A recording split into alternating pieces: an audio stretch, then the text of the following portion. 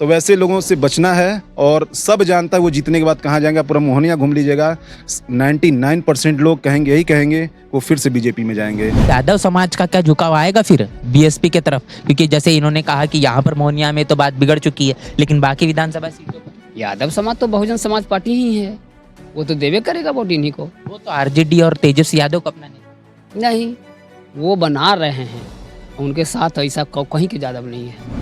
गांव के जो वोटर हैं बीएसपी के पक्ष में है, और बीएसपी के वोटर एकदम साइलेंट है। वोट के दिन निकलेगा और हाथी के बटन दबा देगा। बीएसपी के वोटर हो हल्ला नहीं करते कि हम किसे जिता रहे हैं, किसे वोट दे रहे हैं, ऐसा? जी, वो कहीं प्रचार नहीं कर रहा, न कहीं वो किसी को बोल रहा कि मैं किसके साथ हूँ। लेकिन बीएसपी के वोटर एकदम साइलेंट मोड में है और वो केवल वोट देगी। रवि पासवान को लेकर क्या रुझान है? क्योंकि अभी उनको तो समर्थन मिला है।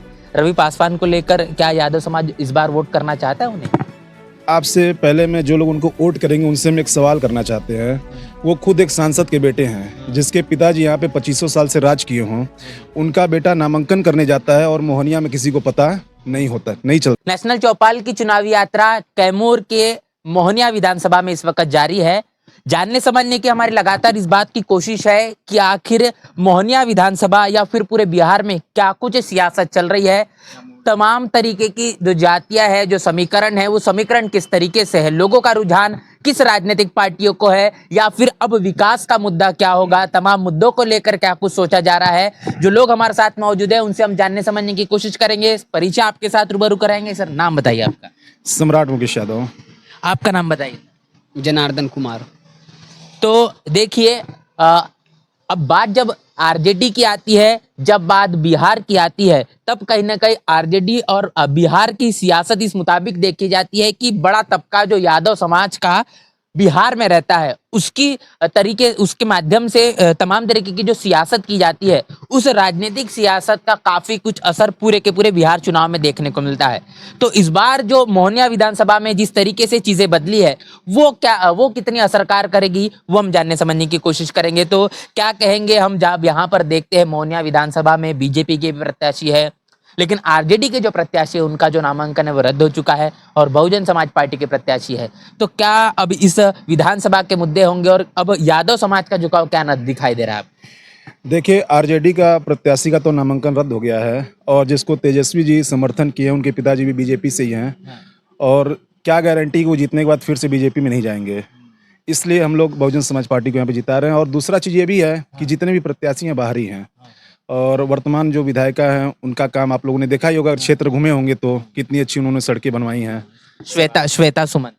नहीं, संगीता जी हैं। संगीता जी जो आरजेडी से चुनावी मैदान में थी और चुनाव लड़ा। हाँ, उन्होंने पहले पार्टी बदल लिया और अब बीजेपी से आई हैं।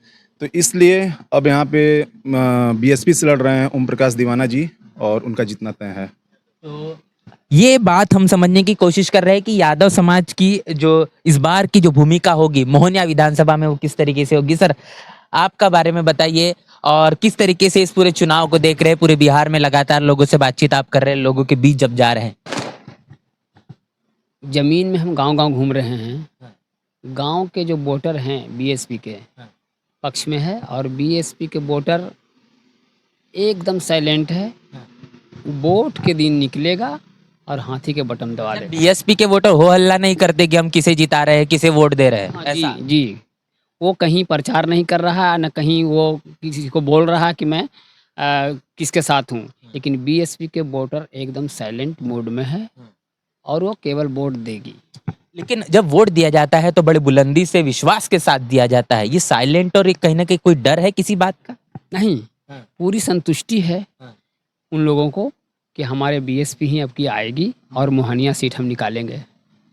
जब बिहार की जब बात आती है तो बिहार में जो शासन प्रशासन चलाया जाता है, जिस तरीके से गुंडा प्रवृत्ति के लोग पूरे बिहार में अपने वजूद को कायम करने की कोशिश कर रहे हैं, हम देख रहे लगातार जो गुंडा राज या जंगल राज बढ़ रहा है।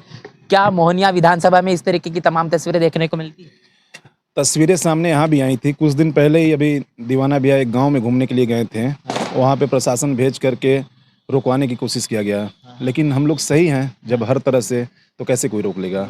तो सर ये कोई कितना बड़ा मुद्दा लगता है, जो गुंडा राज है, जंगल राज की बात कही जाती है, ऐसा कुछ है बिहार में? वो तो है, लेकिन बीएसपी के जो वोटर है वो कभी डरता नहीं है और वो अपना सारा कुर्बानी देने के लिए 5 बरस जो है वो गाली सुनेगा, बात सुनेगा, सब कुछ सुनेगा, लेकिन वो वोट के दिन केवल हाथी के भी बटन दबाएगा वो, क्योंकि उसका जो है किसी से डर नहीं है। वो समर्पित लोग होते हैं, उनका वोटर है।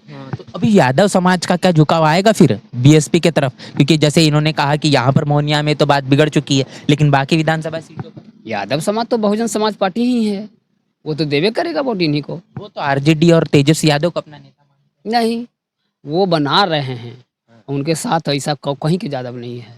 अगर वैसा होता तो देख लीजिए अभी बिहार में जब लोगों से हम बातचीत करते हैं तो बिहार के लोगों को लेकर कहा जाता है कि हमें पार्टी से मतलब नहीं, प्रत्याशी कोई भी हो, किसी भी पार्टी से हो, जाति पर वोट जाएगा। सच है ये? सच बात है ये? क्या समझ में नहीं है? किसी भी पार्टी का प्रत्याशी हो, अगर वो हमारे जाति का है तो हम उसे वोट देंगे, और विकास और तमाम तरीके के मुद्दे वो अहमियत नहीं रखते। क्या सच बात है ये? हाँ, ऐसा है, कुछ माइंड के लोग ऐसे हैं। तो ऐसा तो फिर असर पड़ता है उन तमाम सीटों पर, ऐसा नहीं लगता आपको? फिर वहां से चुनाव जीता भी जाता है। फिर बसपा के लिए एक बड़ा सवाल है कि बसपा कैसे जीत पाएगी? बसपा एक अलग तरह का जो है मुद्दा है, और सभी पार्टियों के अलग ये चुनाव लड़ रहे हैं, अकेले चुनाव लड़ रहे हैं। इनमें शक्ति है, ताकत है, और बुद्धिजीवी लोग हैं, और ये जो है बाबा साहेब भीमराव अम्बेडकर के संविधान को पालन करने वाले लोग हैं, इसलिए ये मजबूत है। और मजबूत पार्टी सब से लड़ रही है, और सब इनके खिलाफ ही गोलबंद हुए हैं। एक बड़ा सवाल है कि रवि पासवान को लेकर क्या रुझान है? क्योंकि अभी उनको तो समर्थन मिला है। रवि पासवान को लेकर क्या यादव समाज इस बार वोट करना चाहता है उन्हें? आपसे पहले मैं जो लोग उनको वोट करेंगे उनसे हम एक सवाल करना चाहते हैं। वो खुद एक सांसद के बेटे हैं, जिसके पिताजी यहाँ पे 2500 साल से राज किए हों। उनका बेटा नामांकन करने जाता है और मोहनिया में किसी को पता नहीं चलता है। जब श्वेता सुमन जी का नामांकन रद्द होता है तो 2 घंटे बाद न्यूज आती है कि तेजस्वी जी ने समर्थन दे दिया। उस वक्त लोग जानते कि रवि पासवान भी नामांकन किए थे। तो आप समझ सकते हैं कि जिस गेम के तहत उनको हटाया गया है, इसका जवाब यादव समाज एक वोट देकर यादव समाज इन दल बदलुओं को ये समझा देगा कि आप चोरी से पर्चा भर के चुनाव नहीं जीत सकते हैं। ये बड़ी बात यहाँ पर हम समझ रहे हैं कि गफलत से, किसी भी तरीके से धोखाधड़ी से ये बात बनने वाली नहीं है। एक चीज और मैं आपसे अपने समाज से पूछना चाहता हूँ, मोहनिया की जनता से पूछना चाहता हूँ कि जब वो नामांकन कर ही दिए थे तो क्या गारंटी था कि श्वेता सुमन जी की लड़ती तो वो निर्दल नहीं लड़ते? करते कि नहीं करते हैं कि हमारी पार्टी को हराने के लिए निर्दल लड़ रहा है? तो वैसे लोगों से बचना है, और सब जानता है वो जीतने के बाद कहाँ जाएंगे। पूरा मोहनिया घूम लीजिएगा, 99% लोग यही कहेंगे वो फिर से बीजेपी में जाएंगे। तो ये एक बड़ी यहाँ पर बात समझने की जरूरत है कि यहाँ पर दिलचस्प जो मामला है, और मोहनिया विधानसभा सीट काफी ज्यादा खास हो जाती है पूरे बिहार चुनाव में, क्योंकि यहाँ पर जो तिगड़म फंसा है, यहाँ पर बहुजन समाज पार्टी के जो प्रत्याशी ओम प्रकाश दीवाना है, इनके लिए अब सिर्फ एक समाज के लिए नहीं तो तमाम समाज से जो समर्थन निकल कर आ रहा है, ये समर्थन कितना क्या कुछ असरकार होगा, इस बात का इंतजार होगा। और यादव समाज से ताल्लुकात रखने वाले लोगों से हम लगातार बातचीत कर रहे हैं, और अभी वो बातचीत आपने सुनी है। पूरी की पूरी चर्चा को लेकर आपकी क्या राय है, आपकी क्या प्रतिक्रिया, लिखकर कमेंट बॉक्स में जरूर बताएं। बने रहे नेशनल चौपाल के साथ, मिलते हैं नए वीडियो में, तब तक के लिए जय भीम जय भारत। बहुजन समाज की हर खबर पाने के लिए चैनल को सब्सक्राइब करें, लाइक करें, शेयर करें। नेशनल चौपाल को बचाने के लिए ज्वाइन बटन क्लिक करके चैनल की सदस्यता लें और चैनल को आर्थिक मदद करें।